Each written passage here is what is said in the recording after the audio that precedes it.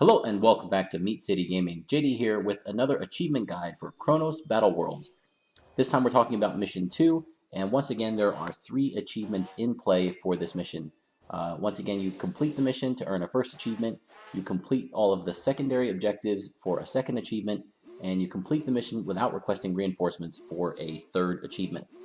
So in this mission, we're continuing where we left off. We've rescued the crashed transport and the supplies that it has, and now we need to establish an outpost. And in order to do that, we kind of fight this running battle early on here, where you need to work your way to the north and capture 2 harbor buildings that are at the north end of the map.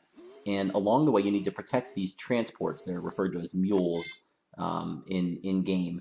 But you have 4 of them, and you need all 4 of them to survive the entire mission in order to complete the secondary objective here. So you need to be very careful about protecting them, not exposing them to any danger. They don't have weapons, and they don't have a lot of hit points or armor, so they can be destroyed very quickly if you leave them in the open. One of the things that also is going to happen during this mission is, right there you just saw it, some enemies will spawn to the south, and they will continue to spawn there and push up to follow you from behind. So you need to continue to work your way north, but do it at a relatively quick pace, because otherwise you're going to have to fight a battle on 2 fronts, and it's going to be very difficult to protect your transports if you get yourself caught in that situation.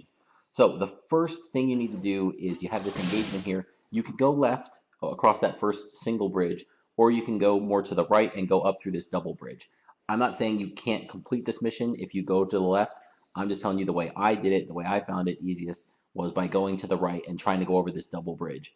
You need to quickly eliminate this first encampment of enemies and then cross the bridge, and to the north there's a little mini base that's not defended, but it has some depots which have some powerful units in it that can enable you to beef up the strength of your army and progress through the mission. And the other thing that happens is if you go across the north there, you're able to set up a choke point at the bridge, so the enemies coming from the south you can defend with just a couple of your own units set up strategically in a smart way. So we're going to engage in these first forces here. We're going to try to clean them up as quickly as we can, and then we're going to cross the bridge, secure the depots, buff up our army, and set up a defense on the double bridge here. One thing to keep in mind now, your infantry units, those little robots, they can go through the woods, which no other unit can do, so that provides for some interesting flanking opportunities. I'll put that to use a little bit later in the mission, but they also come equipped with a mine that you can deploy on the ground, and the mine is invisible to the enemies unless they land on a square adjacent to it. And if they do, then they can see it and they'll send another unit to destroy the mine. But if they just run over the mine without detecting it, it can do some major damage.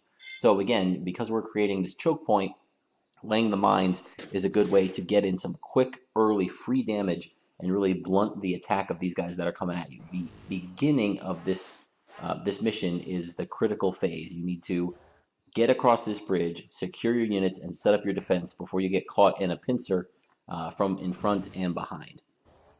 So now you're going to see me start to set up that defense, and I'm going to cut out the audio here just for a minute or two. While I do that, you don't need me to talk through every single little thing I'm doing. Just know the general strategy here is to get across the bridge, set up the defense, and secure those units.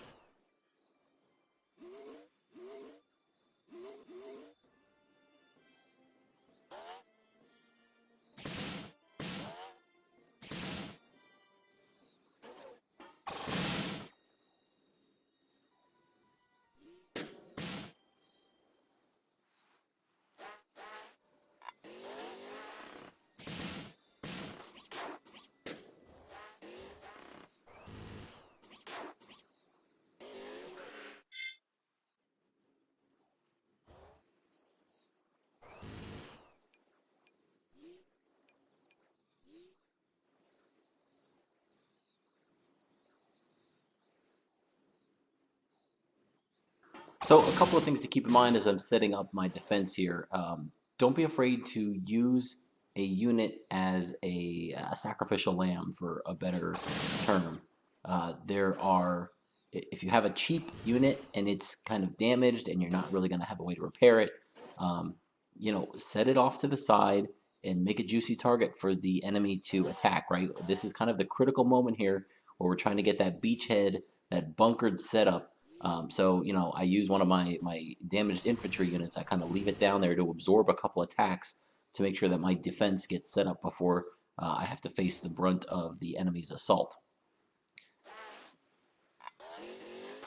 And also, you're going to see another interesting mechanic here. So now that we've secured the bridge, if you destroy a unit, or if one of your units is destroyed, its flaming wreck acts as a block, as an impediment to movement for a turn. Now, there are some units that can ignore that. They have a skill called crushing. Some of the tanks have it where they roll through those blocks. Lighter units, the lighter vehicles can't. So if you are able to hold the bridge, I am with my tank, and on my turn I destroy the enemy unit right in front of me, well, that means that position that most enemies need in order to deal damage to my tank is going to be blocked up for a turn by that flaming wreck, which can be an advantageous way to save yourself some damage. So feel free to take advantage of that game mechanic as well, and try to use when you destroy a tank and where you position yourself relative to that wreck to your advantage.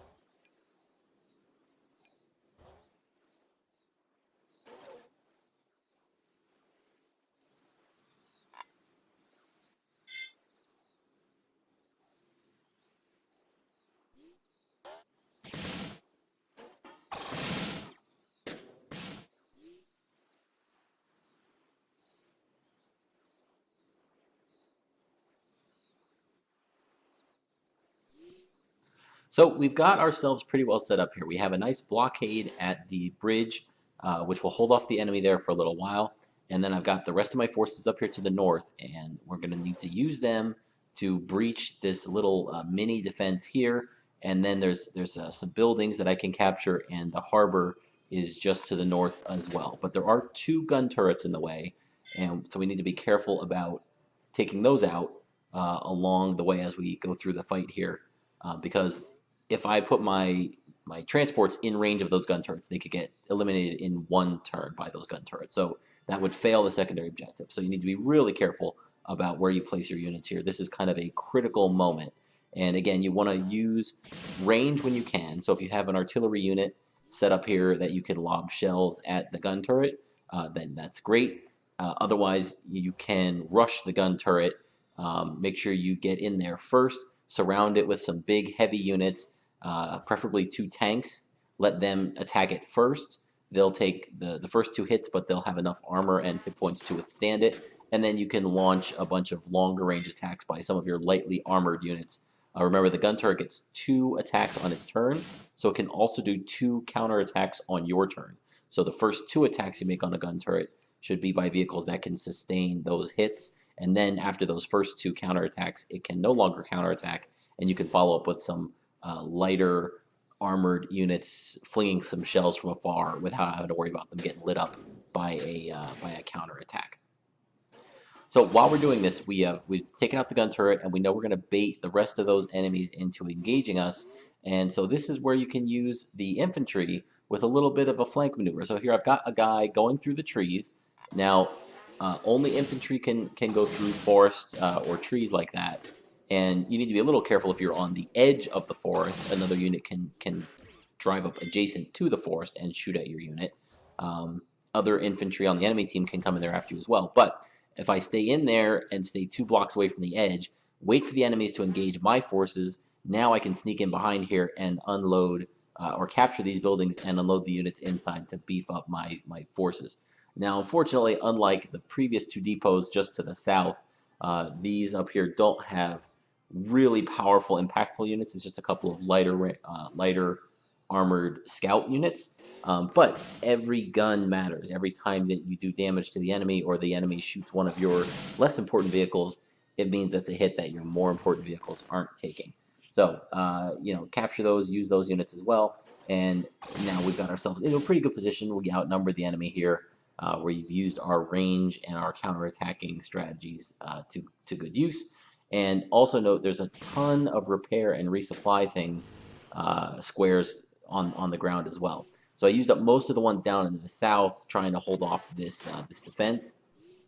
But there's a ton of them up here at the secondary base as well. So if you have your tanks especially, or some of your more powerful range units that have taken a hit, be sure to heal them up because, as I said before, a unit only can do the amount of its normal damage that it has in health. So a unit with 100% health can do 100% of its damage. A unit with 50% health can only do 50% of its max damage. So it always makes sense to heal up units that you need, that you're using, because otherwise they're going to be doing very low damage if they're beat up.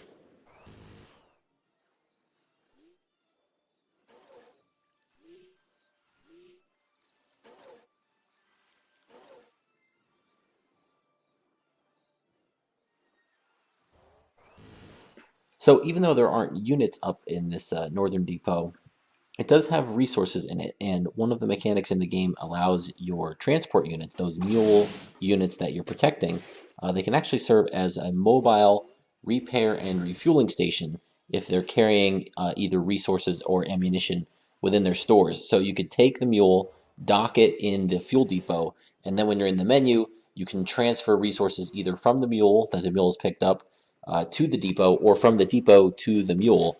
And then if the mule has resources in it, you can dock a unit into the mule when they're both out in the world, and then you can either repair or rearm your unit based on the supplies that the mule is carrying. So just because there doesn't look like there's anything inside that depot, take a closer look at the numbers on the right-hand side of the screen, and you may see that there are some valuable resources in that building, even though there are no physical units for you at the time.